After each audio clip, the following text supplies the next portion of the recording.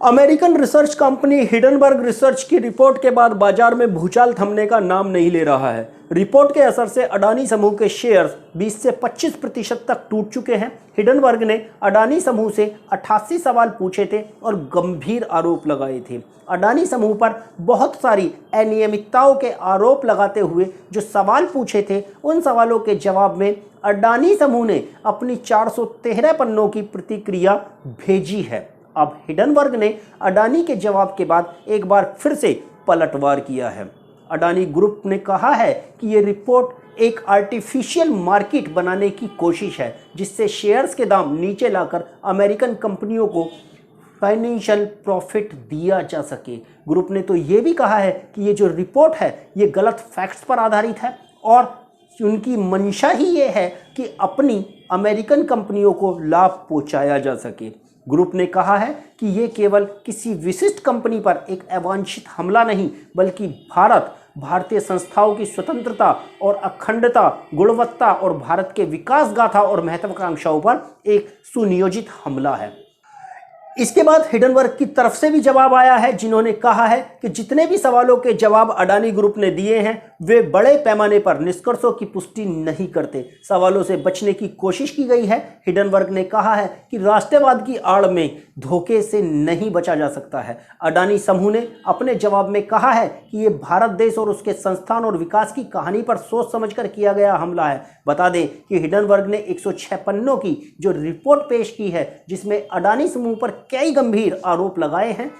तो अडानी समूह की ओर से दिए गए जवाब की प्रतिक्रिया देते हुए शॉर्ट सेलर हिडनबर्ग ने कहा है कि वह मानता है कि भारत एक जीवंत लोकतंत्र और एक रोमांचक भविष्य के साथ एक उभरती हुई महाशक्ति है, पर यह अडानी समूह है जो इसके विकास की गाथा को बाधित कर रहा है।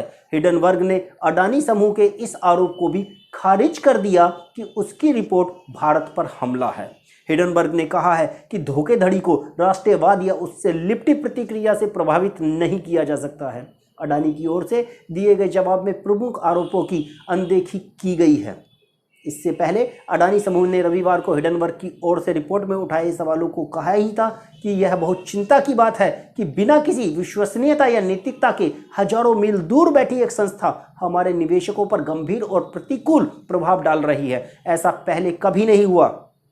अडानी समूह की ओर से तो ये भी कहा गया कि हिडनबर्ग ने ये रिपोर्ट ऐसे समय पर जारी की है जब देश के सबसे बड़े एफपीओ की घोषणा की गई। अडानी समूह ने कहा है कि हिडनबर्ग की रिपोर्ट तैयार करने के लिए सही ढंग से रिसर्च नहीं की गई, ना ही ये रिपोर्ट स्वतंत्र है। हिडनबर्ग ने गलत सूचनाओं का उपयोग अडानी समूह को बदनाम करने के लिए किया है। तो ये आरोप प्रत्यारोप का दौर लगातार हिडनबर्ग और अडानी समूह के बीच चल रहा है। एक तरफ जहां हिडनबर्ग अपने आरोपों से पीछे हटने को तैयार नहीं है, वहीं अडानी ग्रुप इन सभी आरोपों को गलत और मिथ्यापूर्ण बता रहा है।